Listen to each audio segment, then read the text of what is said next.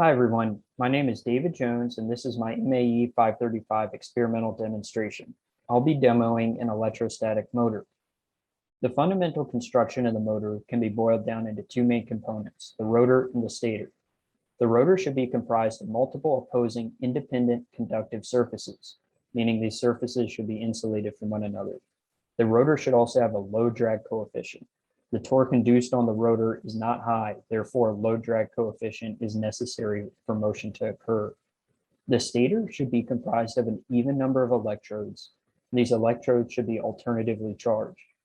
The system as a whole should incorporate an air gap between the rotor and the stator and be powered using high voltage.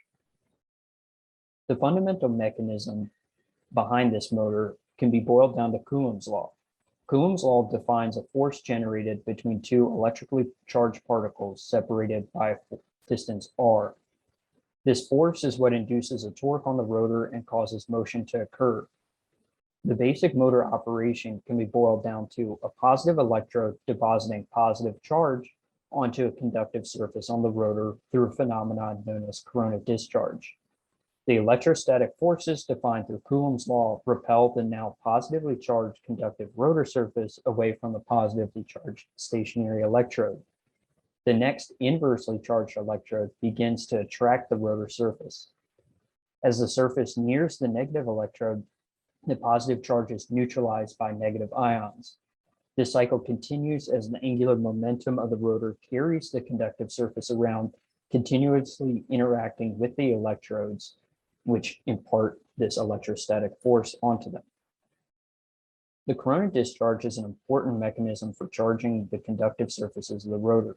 The basic outline is that a large potential difference is used to create a strong electric field and therefore electric potential at the tip of the electrode.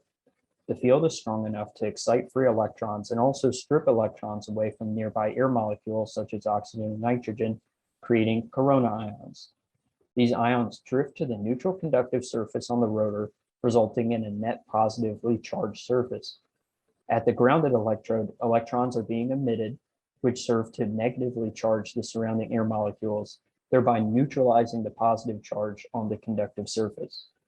Now that we know the fundamentals behind how the motor operates, let's take a look at the hardware. The stator hardware is comprised of an insulating wooden base, four evenly spaced alternatively charged electrodes, and a center pivot point for the rotor to rotate around.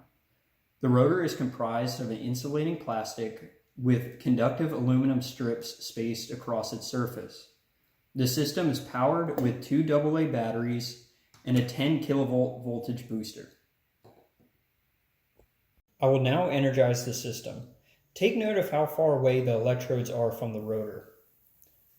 You can see the conductive surfaces begin to become charged, and the electrostatic forces begin to act between those charged surfaces and the electrodes.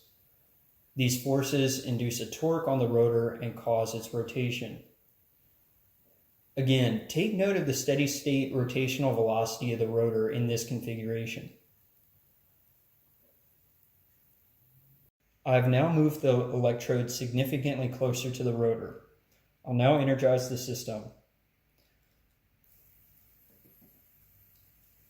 Take note of the rotational velocity of the rotor. It is significantly higher than it was with the electrodes further away. This is in line with Coulomb's law and the inverse square of the distance between the rotor or the charged particles.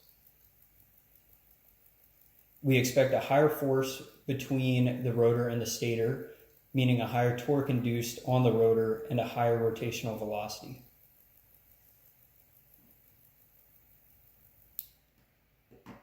Like I said, this style of motor does produce some torque, which I would demonstrate, but I'm afraid of getting shocked with 10,000 volts. However, at this scale, it's just not a practical motor design. However, these electrostatic motors have found a home in micro electromechanical systems. These motors can be shrunk down to the micro scale and still exhibit an impressive torque to volume ratio. And that's something that an electromagnetic motor just can't achieve. Thanks for watching.